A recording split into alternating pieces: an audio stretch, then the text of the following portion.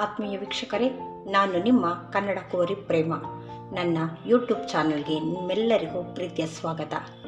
ವೀಕ್ಷಕರೇ, ನಾನಿವತ್ತು ನನ್ನದೇ ಆದ ರೀತಿಯಲ್ಲಿ ಟೊಮೊಟೊ ಬಾತ್ ಮಾಡ್ತಾಯಿದ್ದೀನಿ. ಆ ಟೊಮೊಟೊ ಬಾತನ್ನು ಯಾವ ರೀತಿ ಮಾಡ್ತೀನಿ ಅಂತ ನೀವೆಲ್ಲರೂ ನೋಡಿ. ಆ ಟೊಮೊಟೊ ಬಾತ್ ಮಾಡೋದಕ್ಕೆ ಬೇಕಾಗಿರುವಂಥ ಇಂಗ್ರೀಡಿಯೆಂಟ್ಸ್ ಏನಂತ ಹೇಳ್ತಾ ಹೋಗ್ತೀನಿ ನೋಡಿ. ಮೊದಲಿಗೆ ನಾನು ಟೊಮೊಟೊ ಬಾತ್ ಮಾಡೋದಕ್ಕೆ ಸ್ವಲ್ಪ ಮಸಾಲೆಯನ್ನು ಫ್ರೈ ಮಾಡ್ಕೊಂಡು ಮಾಡ್ತೀನಿ. ನಮ್ಮ ಮನೆಯಲ್ಲಿ ಆ ರೀತಿ ಮಾಡ್ತೀವಿ. ಆ ಮಸಾಲೆ ರುಬ್ಬೋದಕ್ಕೆ ಏನೇನು ಇಂಗ್ರೀಡಿಯೆಂಟ್ಸ್ ಬೇಕು ಅಂತ ಹೇಳ್ತಾ ಹೋಗ್ತೀನಿ. ಈ ಒಂದು ಟೊಮೊಟೊ ಬಾತ್ ಮಾಡೋದಕ್ಕೆ ಮೊದಲಿಗೆ ನಾನು ಒಂದು ಮಸಾಲ ರೆಡಿ ಮಾಡ್ಕೊಳ್ತೀನಿ. ಆ ಮಸಾಲಾಗೆ ಒಂದು ಈರುಳ್ಳಿ, 2ರಿಂದ 3 ಸ್ಪೂನು ಧನಿಯಾ, ಸ್ವಲ್ಪ ಬೆಳ್ಳುಳ್ಳಿ, 1 ಇಂಚಿನಷ್ಟು ಶುಂಠಿ, ಖಾರಕ್ಕಾಗಿ ಖಾರದ ಮೆಣಸಿನಕಾಯಿ, 4ರಿಂದ 5 ಬ್ಯಾಡಗಿ ಮೆಣಸಿನಕಾಯಿ.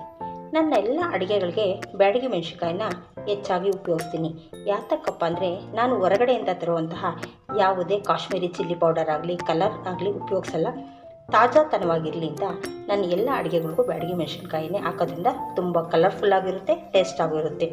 ಜೊತೆಗೆ ಮಸಾಲಾಗೆ ಒಂದು ಅರ್ಧ ಕಪ್ಪಿನಷ್ಟು ಹಸಿ ತೆಂಗಿನಕಾಯಿ ಮತ್ತು ಟೊಮೊಟೊ 2 ಮಸಾಲ ರುಬ್ಬೋದಕ್ಕೂ ಹಾಕ್ಕೊಳ್ತೀನಿ.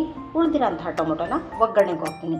ಸ್ವಲ್ಪ 2ರಿಂದ 3 ಎಸಳಷ್ಟು ಪುದೀನ, 2 ಕೊತ್ತಂಬರಿ ಸೊಪ್ಪು, ಇಷ್ಟನ್ನು ಹಾಕ್ಕೊಂಡು ನಾವು ಒಂದು ಎಣ್ಣೆಯಲ್ಲಿ ಒಂದು ಮಸಾಲವನ್ನು ರೆಡಿ ಮಾಡ್ಕೊಳ್ಳೋಣ. ಆಮೇಲಿಂದ ಯಾವ ರೀತಿಯಾಗಿ ಒಗ್ಗರಣೆ ಹಾಕಬೇಕು ಅಂತ ನಾನು ನಿಮ್ಗೆ ಹೇಳ್ತಾ ಬರ್ತೀನಿ. ಮೊದಲಿಗೆ ಒಂದು ಬಾಣಲಿಯನ್ನು ಸ್ಟವ್ ಮೇಲೆ ಇಟ್ಕೊಂಡು ಅದಕ್ಕೆ 1 ಟೀ ಸ್ಪೂನ್ನಷ್ಟು ಎಣ್ಣೆಯನ್ನು ಹಾಕ್ಕೊಂಡು ಮಸಾಲವನ್ನು ರೆಡಿ ಮಾಡ್ಕೊಳ್ಳೋಣ. ನೋಡಿ, ಬಾಣಲಿ ಇಟ್ಟಿದ್ದೀನಿ.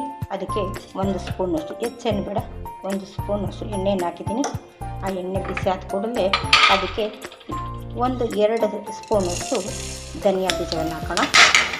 ಆ ಧನಿಯಾ ಬೀಜ ಸ್ವಲ್ಪ ಫ್ರೈ ಆಗ್ತಾಯಿದ್ದಂಗೆ ಅದಕ್ಕೆ ಬ್ಯಾಡಗಿ ಮೆಣಸಿನ್ಕಾಯಿ, ಖಾರದ ಮೆಣಸಿನ್ಕಾಯಿ ಹಾಕ್ತಾ ಸ್ವಲ್ಪ 1-2 ರೌಂಡ್ ತಿರುಗಿಸಿ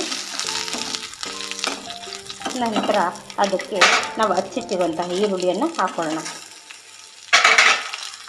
ಅದನ್ನು ಸಹ ಈರುಳ್ಳಿ ಹಾಕಿ ಸ್ವಲ್ಪ ಫ್ರೈ ಮಾಡ್ತಾ ಬನ್ನಿ. ನೋಡಿ, ಈಗ ಸ್ವಲ್ಪ ಈರುಳ್ಳಿ ಮೆಣಸಿನ್ಕಾಯಿ ಎಲ್ಲ ಫ್ರೈ ಆಗಿದೆ. ಅದಕ್ಕೆ ನಾವು ರೆಡಿ ಮಾಡಿಟ್ಕೊಂಡಿರುವಂಥ 4ರಿಂದ 5 ಬೆಳ್ಳುಳ್ಳಿ, 1 ಇಂಚಿನಷ್ಟು ಶುಂಠಿಯನ್ನು ಹಾಕೋಣ.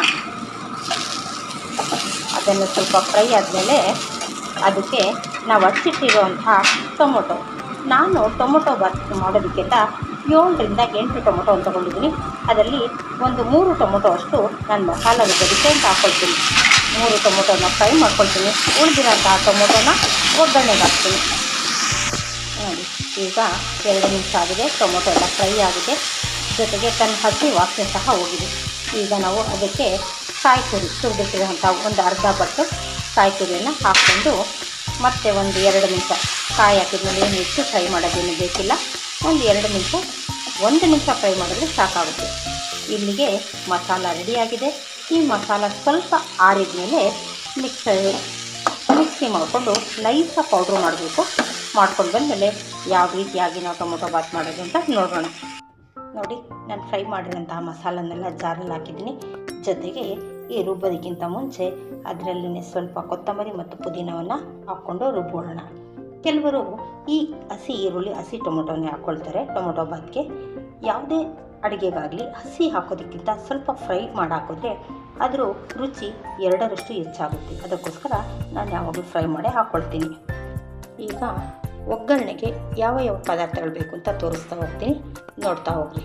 ಮೊದಲಿಗೆ ಒಗ್ಗರಣೆಗೆ ರುಚಿಗೆ ತಕ್ಕಷ್ಟು ಎಣ್ಣೆ, ನಿಮ್ಮ ಅನುಕೂಲತೆಗೆ ತಕ್ಕಂತೆ. ನಾನಿವತ್ತು 3ರಿಂದ 4 ಜನಕ್ಕೆ ಆಗೋಷ್ಟು ಟೊಮೊಟೊ ಬಾತ್ ಮಾಡ್ತಾಯಿದ್ದೀನಿ. ಅದಕ್ಕೆ ಅರ್ಧ ಬೌಲ್ನಷ್ಟು ಎಣ್ಣೆಯನ್ನು ತೊಗೊಂಡಿದ್ದೀನಿ. ಜೊತೆಗೆ ಸ್ವಲ್ಪ ತುಪ್ಪ, ಸಾಸಿವೆ, ಮಸಾಲ ಸಾಮಗ್ರಿಗಳನ್ನ ಏನೇನು ತೊಗೊಂಡಿದ್ದೀನಪ್ಪ ಅಂದರೆ 2 ಚಕ್ಕೆ, 2ರಿಂದ 3 ಏಲಕ್ಕಿ, ಸ್ವಲ್ಪ ಸೋಂಪು ಕಾಳು, 1 ಮಗ್ಗು, ಲವಂಗ, ಜೀರಿಗೆ, ಸ್ವಲ್ಪ ಪಲಾವ್ ಎಲೆ, 1 ಗರಿಯಷ್ಟು ಕರಿಬೇವಿನ ಸೊಪ್ಪನ್ನು ತೊಗೊಂಡಿದ್ದೀನಿ. ಈ ಮಸಾಲ ಸಾಮಾನುಗಳನ್ನ ನಾವು ಜಾರಲ್ಲಿ ಹಾಕಿ ರುಬ್ಬೋದಕ್ಕಿಂತ ಒಗ್ಗರಣೆಗೆ ಹಾಕಿದ್ರೆ ಇದ್ರ ಪರಿಮಳ ಇನ್ನೂ ಹೆಚ್ಚಾಗುತ್ತೆ. ನಾವು ರುಬ್ಬೋದಕ್ಕೆ ಹಾಕಿದ್ರೆ ಹೆಚ್ಚು ಮಸಾಲ ಥರ ಅನಿಸುತ್ತೆ, ತಿನ್ನೋದಕ್ಕೂ ಇಷ್ಟ ಆಗಲ್ಲ. ಅದನ್ನು ನಾವು ಒಗ್ಗರಣೆಗೆ ಹಾಕೋದ್ರಿಂದ ಅದ್ರ ಫ್ಲೇವರು ತುಂಬ ಚೆನ್ನಾಗಿ ಬರುತ್ತೆ. ಈ ರೀತಿ ಒಮ್ಮೆ ಮಾಡಿ ನೋಡಿ. ಇಷ್ಟೆಲ್ಲ ಒಗ್ಗರಣೆಗೆ ಹಾಕಿದ ಮೇಲೆ ಜೊತೆಗೆ ಹಚ್ಚಿಟ್ಟಿದ್ವಲ್ಲ ಈರುಳ್ಳಿ, ಅರ್ಧ ಈರುಳ್ಳಿಯನ್ನು ನಾನು ಮಸಾಲ ಮಾಡೋದಕ್ಕೆ ಹಾಕ್ಕೊಂಡೆ. ಇನ್ನು ಉಳಿದಂಥ ಈರುಳ್ಳಿಯನ್ನು ಒಗ್ಗರಣೆಗೆ ಹಾಕ್ತೀನಿ. ಜೊತೆಗೆ ಈರುಳ್ಳಿ, ಟೊಮೊಟೊ. ಈ ಟೊಮೊಟೊ ಬಾತ್ ಮಾಡೋದಕ್ಕೆ ನಾನು 1 ಬೌಲ್ನಷ್ಟು ಹಸಿ ಬಟಾಣಿಯನ್ನು ಹಾಕ್ತಾಯಿದ್ದೀನಿ. ಯಾಕೆಂದರೆ ಇದು ಬಟಾಣಿ ಕಾಲ ಸೀಸನ್ ಅಲ್ವಾ, ಅದಕ್ಕೋಸ್ಕರ 1 ಬೌಲ್ ಬಟಾಣಿ, ಜೊತೆಗೆ ಸ್ವಲ್ಪ ಅರಿಶಿನ. ಇಷ್ಟನ್ನು ಸಹ ಒಗ್ಗರಣೆಗೆ ಹಾಕಿ ಒಂದು ರುಚಿಕರವಾದ ಒಗ್ಗರಣೆ ಹಾಕೋಣ. ನೋಡಿ, ಈಗ ಸ್ಟವ್ ಮೇಲೆ ಕುಕ್ಕರ್ ಇಟ್ಟಿದ್ದೀನಿ. ಕುಕ್ಕರ್ ಬಿಸಿಯಾಗಿದೆ, ಅದಕ್ಕೆ ಎಣ್ಣೆಯನ್ನು ಹಾಕ್ತಾಯಿದ್ದೀನಿ.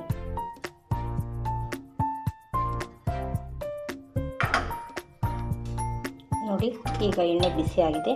ಆ ಎಣ್ಣೆ ಕಾಯ್ದಿದ್ದಾದಮೇಲೆ ಅದಕ್ಕೆ ಸ್ವಲ್ಪ ಒಂದು ಅರ್ಧ ಟೀ ಸ್ಪೂನಷ್ಟು ಸಾಸಿವೆ ಹಾಕೋಣ. ಒಂದೊಂದಾಗಿ ಈ ಮಸಾಲ ಐಟಮ್ ತೆಗೆದಿಟ್ಟಿದ್ನಲ್ಲ ಅದನ್ನೆಲ್ಲ ಹಾಕ್ತಾ ಹೋಗೋಣ. ನೋಡಿ, ಚಕ್ಕೆ, ಲವಂಗ, ಜೀರಿಗೆ, ಸೋಂಪು ಕಾಳು ಹಾಕೋದ್ರಿಂದ ಟೊಮೊಟೊ ಬಾತನ್ನು ಫ್ಲೇವರನ್ನು ಇನ್ನಷ್ಟು ಹೆಚ್ಚು ಮಾಡುತ್ತೆ. ಜೊತೆಗೆ ಕರಿಬೇವು ಸೊಪ್ಪು ಹಾಕಿದ್ದೀನಿ.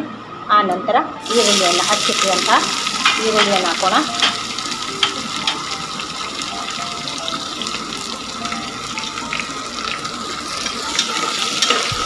ಸ್ವಲ್ಪ ಈರುಳ್ಳಿ ಫ್ರೈ ಆದ ನಂತರ ಅದಕ್ಕೆ ಹಚ್ಚಿಟ್ಕೊಂಡಿರೋಂಥ ಟೊಮೊಟೊ ಹಾಕೋಣ.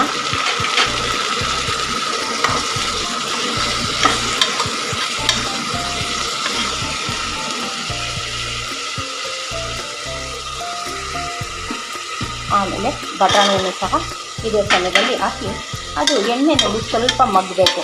ಯಾಕೆಂದರೆ ಬಟಾಣಿ, ಟೊಮೊಟೊ ಎಲ್ಲ ಹಸಿ ಸ್ಮೆಲ್ ಹೋಗುತ್ತೆ. ಸ್ವಲ್ಪ ಎಣ್ಣೆಯಲ್ಲಿ ಮಗ್ಗಿ. ನೋಡಿ, ಈಗ ಎಲ್ಲವೂ ಪದಾರ್ಥಗಳು ಸ್ವಲ್ಪ ಎಣ್ಣೆಯಲ್ಲಿ ಫ್ರೈ ಆಗಿದೆ. ಈ ಒಂದು ಸಂದರ್ಭದಲ್ಲಿ ನಾವು ಸ್ವಲ್ಪ ಅರಿಶಿನವನ್ನು ಹಾಕ್ಬಿಟ್ಟು ಇದಕ್ಕೆ ರುಬ್ಬಿಟ್ಕೊಂಡಿರೋಂಥ ಮಸಾಲ ಸೇರಿಸೋಣ. ತುಂಬ ನೈಸಾಗಿ ಪೌಡರ್ ಮಾಡಿ ಆ ಮಸಾಲನ ಸ್ವಲ್ಪ ಹೊತ್ತು ಅದು ಎಣ್ಣೆಯಲ್ಲಿ ಕುದಿಬೇಕು. ನೋಡಿ, ಈಗ ನಾವು ಹಾಕಿರೋಂಥ ಮಸಾಲೆ ಎಲ್ಲ ಎಣ್ಣೆಯಲ್ಲಿ ಚೆನ್ನಾಗಿ ಕುದ್ದಿದೆ. ಈ ಕುದ್ದಿದ್ದಾದಮೇಲೆ ಏನು ಮಾಡಬೇಕಪ್ಪ ಅಂದರೆ ಅಗತ್ಯ ಇರುವಷ್ಟು ನೀರನ್ನು ಈ ಒಂದು ಸಮಯದಲ್ಲಿ ನಾವು ಸೇರಿಸಬೇಕು. ನಾನು 1.5 ಕಪ್ನಷ್ಟು ರೈಸ್ ತೊಗೊಂಡಿದ್ದೀನಿ. ಅದಕ್ಕೋಸ್ಕರ 3 ಕಪ್ನಷ್ಟು ನೀರನ್ನ ಸೇರಿಸ್ತಾ ಇದ್ದೀನಿ. ನಾವು ಈ ಅಕ್ಕಿಯನ್ನು ಯಾವಾಗ ಹಾಕಬೇಕಪ್ಪ ಅಂದರೆ ಈ ನೀರು ಚೆನ್ನಾಗಿ ಕುದಿಬೇಕು. ನೀರು ತಣ್ಣಗಿದ್ದಾಗಲೇ ನಾವು ಅಕ್ಕಿ ಹಾಕಿದ್ರೆ ಆ ಬಾತು ಸ್ವಲ್ಪ ಮುದ್ದೆ ಥರ ಆಗುತ್ತೆ. ಅದಕ್ಕೋಸ್ಕರ ನೀರು ಸ್ವಲ್ಪ ಚೆನ್ನಾಗಿ ಮಳ್ಳಿದ ಮೇಲೆ ಅಕ್ಕಿಯನ್ನು ಹಾಕೋಣ. ನೋಡಿ, ಈಗ ಚೆನ್ನಾಗಿ ನೀರು ಮಳ್ಳಿದೆ.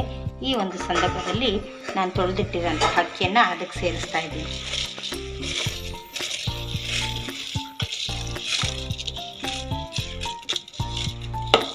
ಈಗ ಚೆನ್ನಾಗಿ ಅಕ್ಕಿ ಇದರಲ್ಲಿ ಹಾಕಿದ್ಮೇಲೆ ಒಳ್ಳೆಯದೊಂದು ಮಿಕ್ಸ್ ಕೊಡಿ. ಒಳ್ಳೆ ಒಂದು ಮಿಕ್ಸ್ ಕೊಟ್ಮೇಲೆ ರುಚಿಗೆ ತಕ್ಕಷ್ಟು ಉಪ್ಪು ಹಾಕೋಣ. ಉಪ್ಪು ಹಾಕಿದ ನಂತರ ಇನ್ನೊಮ್ಮೆ ಮಿಕ್ಸ್ ಮಾಡೋಣ.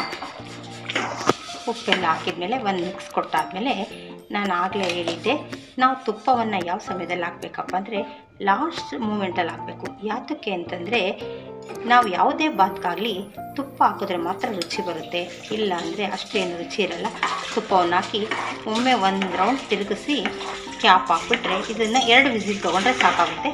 ನಮಗೆ ಕರೆಕ್ಟಾಗಿ ಈ ಟೊಮೊಟೊ ಬಾತ್ ರೆಡಿಯಾಗಿರುತ್ತೆ. ನೋಡ್ತಾ ಇದ್ದೀರಲ್ಲ, 2 ವಿಸಿಲ್ ಆದಮೇಲೆ ತುಂಬ ಚೆನ್ನಾಗಿ ಬೆಂದಿದೆ, ಚೆನ್ನಾಗಿ ರೆಡಿಯಾಗಿದೆ. ಈಗ ತಿನ್ನೋದಕ್ಕೆ ಸಿದ್ಧವಾಗಿದೆ. ನೋಡ್ತಾ ಇದ್ದೀರಲ್ಲ, ರುಚಿಯಾದಂಥ ಟೊಮೊಟೊ ಬಾತ್ ರೆಡಿಯಾಗಿದೆ. ನಿಮಗೂ ಇಷ್ಟ ಆದರೆ ನೀವು ಎಲ್ಲ ಲೈಕ್ ಮಾಡಿ, ಶೇರ್ ಮಾಡಿ, ಸಬ್ಸ್ಕ್ರೈಬ್ ಮಾಡೋದನ್ನ ಮರಿಬೇಡಿ. Thank you.